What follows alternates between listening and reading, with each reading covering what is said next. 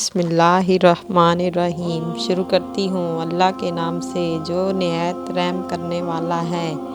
مسلمان عورت کو اللہ تعالیٰ نے جنت میں کیوں داخل فرمایا؟ رسول اللہ صلی اللہ علیہ وآلہ وسلم نے ارشاد فرمایا، اگر عورت نے اپنے رب کی اطاعت کی، 5 وقت کی نماز ادا کی اور اپنی عزت کی حفاظت کی تو وہ اپنے رب کی جنت میں داخل ہوگی۔ یہ بات اس عورت کے لیے آسان ہوتی ہے جنہیں اللہ تعالیٰ توفیق دیتا ہے، تو آپ بھی ان کاموں کو اچھی طرح بنائیں تاکہ اللہ تعالیٰ کی رحمت برسے اور دنیا آخرت کی سعادت حاصل ہو۔ جہاں دین کی بات روکتی ہے وہاں رک جاؤ۔ قرآن مجید، سنت رسول کے حکام کی تحمیل کرو، کیونکہ آپ ایک مسلمان عورت ہیں اور آپ کے لیے شرف فخر کی بات ہے۔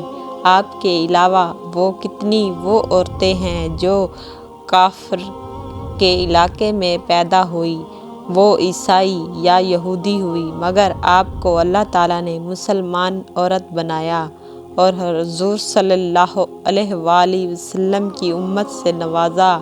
زوجہ مطہرہ رضی اللہ عنہا کے نقشے پر قدم پر چلنے کا راستہ دکھایا۔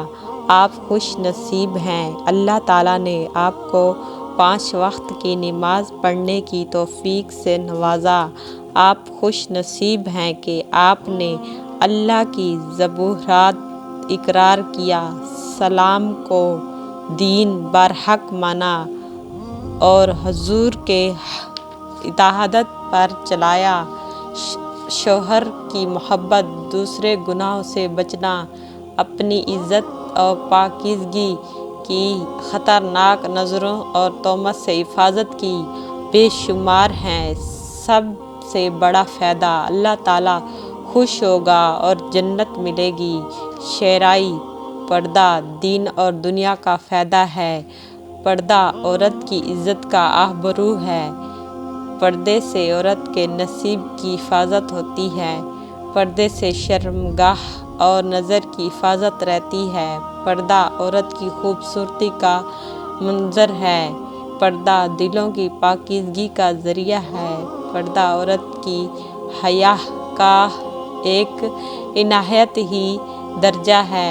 پردہ چھوٹے بڑے گناہوں سے رکاوٹ کرتا ہے۔ پردہ مسلمان عورت کا خاص نشان ہے۔ پردہ عورت اللہ کی حفاظت میں ہوتی ہے۔ پردہ عورت کے لیے افضل ترین اعمال سے ہے۔ بے پردہ عورت اپنے رب کے زیادہ قریب نہیں ہوتی۔ پردہ شیطان اور اس کے اعلی کارواں سے بچاتا ہے۔ پردہ تقوی کا لباس، عزت کا اور حیا کی دلیل ہے۔ پردہ عورت کو شرارت سے محفوظ رکھتا ہے۔ پردہ انسان نمونہ بھیڑیوں کی تیز نظروں سے بچاتا ہے۔ پردہ زنا، بد نظر، ناجائز گفتگو سے رکاوٹ ہے۔ پردہ دوسروں کو گناہ سے بچا کر ثواب کا ذریعہ ہے۔